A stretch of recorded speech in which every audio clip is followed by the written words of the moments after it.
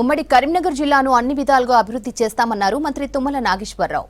Incharge మంత్రి హోదాలో first time జిల్లాకు వచ్చిన మంత్రి పలు అభివృద్ధి కార్యక్రమాలకు శంకుస్థాపనలు చేశారు. ఈ కార్యక్రమంలో మంత్రులు శ్రీధర్ బాబు, పొన్నం ప్రభాకర్ తో పాటు ప్రభుత్వ విప్ ఆది శ్రీనివాస్ పాల్గొన్నారు. ఆ తర్వాత కలెక్టరేట్ లో రివ్యూ మీటింగ్ నిర్వహించిన మంత్రులు వ్యవసాయం, ఉద్యాన శాఖ, ఎడ్యుకేషన్, ఇందిరమ్మ ఇండ్లపై సమీక్షించారు.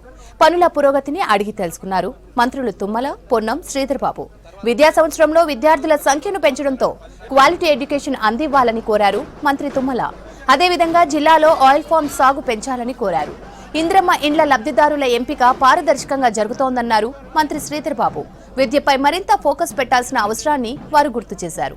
విద్య, వైద్యం, వ్యవసాయం తమ ప్రభుత్వానికి అత్యంత ప్రాధాన్య అంశాలన్నారు పొన్నం ప్రభాకర్. ప్రజాప్రతినిధులుగా మేమందరం వేదిక మీద ఉన్న వాళ్ళు అందరం రేవంత్ రెడ్డి గారి నాయకత్వంలో ఈ రాష్ట్రాన్ని అన్ని రంగాల్లో ముందుకు తీసుకెళ్ళటం కోసం మీ సహకారంతో తప్పకుండా ప్రయత్నం చేయాలనే ఉద్దేశంతో మొదటి సంవత్సరంలో ఆర్థికపరమైనటువంటి అంశాల మీద కొంత వెసులుబాటు లేకపోయినా ఈ సంవత్సరం ప్రతి సంవత్సరం రాబోయే రోజుల్లో కరెక్ట్గా ప్లానింగ్ చేసుకొని శాఖాపరంగా నిధులు సమకూర్చుకొని గతంలో జరిగినటువంటి అస్తవ్యస్తమైనటువంటి పరిపాలనకి కొంత ఇబ్బందులు వచ్చినా, కొన్ని పెండింగ్ బిల్స్ ఉన్నా, కొన్ని పెండింగ్ కార్యక్రమాలు ఉన్నా, పెండింగ్ వర్క్స్ ఉన్నా, వీటన్నిటిని సరిదిద్దాల్సినటువంటి అవసరం ఇప్పుడు ఈ ప్రభుత్వం మీద ఉంది. వాళ్ళు ఏం చేస్తున్నారు, ఏం చేపియాలి, ఏ రకంగా చేపిస్తున్నారో ఇంకా పట్టుదలతోటి కలెక్టర్లు అందరూ డ్రైవ్ చేయాలి. ఎందుకంటే ఇప్పుడు ఉన్న వాళ్ళు అందరు కలెక్టర్లకు ఒకే కలెక్టర్ పనిచేసిన రోజులు ఉన్నాయి. అటువంటి జిల్లాలకు ఇప్పుడు 3-4 కలెక్టర్లు ఉన్నప్పుడు ఇంకా మీరు మైన్యూట్గా కిందికి వెళ్ళి పరిశీలించే అవకాశాలు ఉన్నాయి.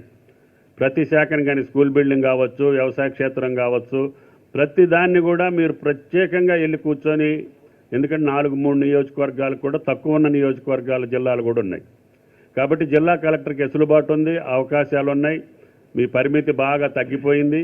కాబట్టి అధికారుల మీద కానీ, పాలన మీద కానీ దృష్టి పెట్టి మీకు ఇచ్చినటువంటి బాధ్యతల్ని సక్రమంగా నిర్వహించాలని చెప్పి కలెక్టర్లు కోరుకుంటూ, మీ గతంలో చూశారు కేసీఆర్ గారు వరి ఎందుకు దండగా అంటే ఎంత తిరుగుబాటు జరిగిందో, కొనడం ఇబ్బంది అయితే వరి పని చేయమని చెప్పేది ధైర్యం చేయద్దు ఊర్లో.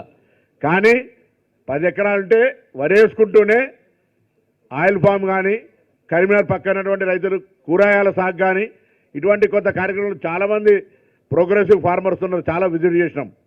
కాబట్టి అటువంటి విధంగా మరి వ్యవసాయ ఇతర సంబంధిత అలైడ్ ఎవరైతే డిపార్ట్మెంట్స్ ఉన్నారో మన దగ్గర చాలా చెరువులు, కుంటలు, చేపల ఉత్పత్తి కావచ్చు, మేకలకు సంబంధించి కావచ్చు, అనేక రకాలుగా ప్రొడక్షన్ చేసే స్కోప్ ఉన్నటువంటి దాని మీద కూడా ఎంకరేజ్ చేయాలని సందర్భంగా కోరుతూ, గౌరవ మంత్రిగా తప్పకుండా ఈ జిల్లా అగ్రికల్చర్ కావచ్చు, ఎడ్యుకేషన్ అండ్ మీరు అన్నట్టుగా ఇన్ఫ్రాస్ట్రక్చర్ క్రియేషన్కి సంబంధించి కూడా తప్పకుండా అనుభవం ఉన్నటువంటి మంత్రిగా మీరు ఇక్కడికి వచ్చినారు. ఏదున్నా ఇంతకుముందు లోకల్ ఎమ్మెల్యే గారు చెప్పినట్టుగా ఆ బ్రిడ్జికి సంబంధించిన దాని మీద నిజంగానే ఎంక్వైరీ జరగాలి. ఎందుకంటే కట్టి వాడకం వస్తలేదు, ఎందుకు వస్తలేదో తెలియదు. ప్లస్ లోకల్గా సీఎం అసూరెన్స్ కింద బిల్స్ పెండింగ్ ఉండడం వల్ల దాన్ని నేను కూడా అగ్రీ చేస్తా ఉన్నాం. పనులు ఆగి ఉన్నాయి. కరీంనగర్ అది కూడా ఒక హర్డిల్ అవుతా ఉంది. దానికి సంబంధించి కూడా ప్రీవియస్ జరిగిన వాళ్ళు ఏదో జరిగింది ఇప్పుడు దానికి సంబంధించి అట్లీస్ట్ స్టార్ట్ అయ్యి పెండింగ్ ఉన్నటువంటి వర్క్స్ కంప్లీటర్కు ఆల్రెడీ కంప్లీట్ అయిన వర్కర్ టెండర్స్ బిల్స్ సంబంధించి కూడా దాదాపు ఒక కాంట్రాక్టర్ ఒక 100 కోట్ల బిల్ రావాల్సిన అవసరం ఉంది. కాబట్టి ఆ ఇష్యూ కూడా గౌరవం శాసనసభ్యులు రేజ్ చేశారు. కాబట్టి నేను కూడా స్థానికంగా ఆ అంశాన్ని తమ దృష్టికి తీసుకొని వస్తూ ఉన్నాం. గతసారి వారు పెద్దపల్లికి వచ్చినప్పుడు అందరు ప్రజాప్రతినిధులు కూడా పామ్ కల్టివేషన్ చేయాలంటే ఈరోజు మా విజయ్ చేపట్టిండో ఇతర సోదరులు కూడా ఆ విధంగా ఒక ప్రయత్నం చేస్తూ ఉన్నారు. ఆల్టర్నేటివ్ క్రాప్స్కు సంబంధించి రేపు రాబోయే కాలంలో వారి ఉద్దేశము, ఈ ప్రభుత్వ ఉద్దేశం కూడా రైతులకు సంబంధించి ఈరోజు వరిపై ఎంత సంపాదన చేస్తూ ఉన్నారో దానికి 2 సంపాదన ఏ విధంగా చేయాలి, రైతులకు ఏ విధంగా మేలు చేయాలనే ఒక ఆలోచన దృక్పథంతో వేదికపై ఉన్న మా సహచరులు కానీ ఆ పెద్దలందరూ కూడా మాట్లాడటం జరిగింది. దానికి సంబంధించి గొప్ప అనుభవం ఉన్న మన తుమ్మల నాగేశ్వరరావు గారు ఈరోజు వ్యవసాయ శాఖ మంత్రిగా మనకు జిల్లాకు సంబంధించిన రైతాంగ సోదరులకు కానీ ఇక్కడ సంబంధించిన ఇతరత్ర అవసరాలకు సంబంధించి మేమున్నాము, పొన్నం ప్రభాకర్ గారు ఉన్నారు, మరి సహచర మా మంత్రివర్గ సోదరులు లక్ష్మణ్ కుమార్ గారు ఈరోజు మీటింగ్ రాలేకపోయారు, వారు ఉన్నారు.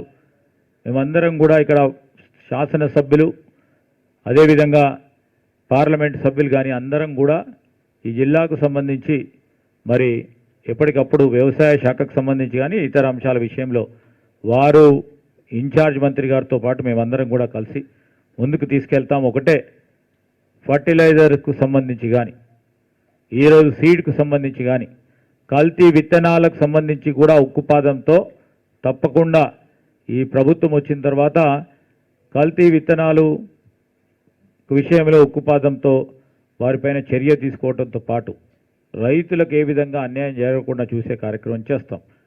విద్యార్థులకు సంబంధించి విద్యా వ్యవస్థకు సంబంధించి మెరుగైన విద్యను అందించడానికి ప్రయత్నం చేసి అదేవిధంగా ఇందిరమ్మ ఇళ్ళ విషయంలో కూడా స్పష్టతతో రాజకీయాలకు అతీతంగా ఈరోజు పేదవాడు అనేదానికి పార్టీ లేదు.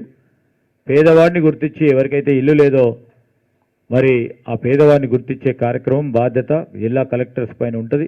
ఆ విధమైన ప్రయత్నం చేయాలని కోరుకుంటూ మరొకసారి మరి తుమ్మల నాగేశ్వరరావు వారికి ఈరోజు ఆదివారం అయినా కానీ మీరందరూ కూడా రావటం చాలా సంతోషం. అధికారులకు కూడా హృదయపూర్వకంగా కృతజ్ఞతలు తెలియజేస్తాను.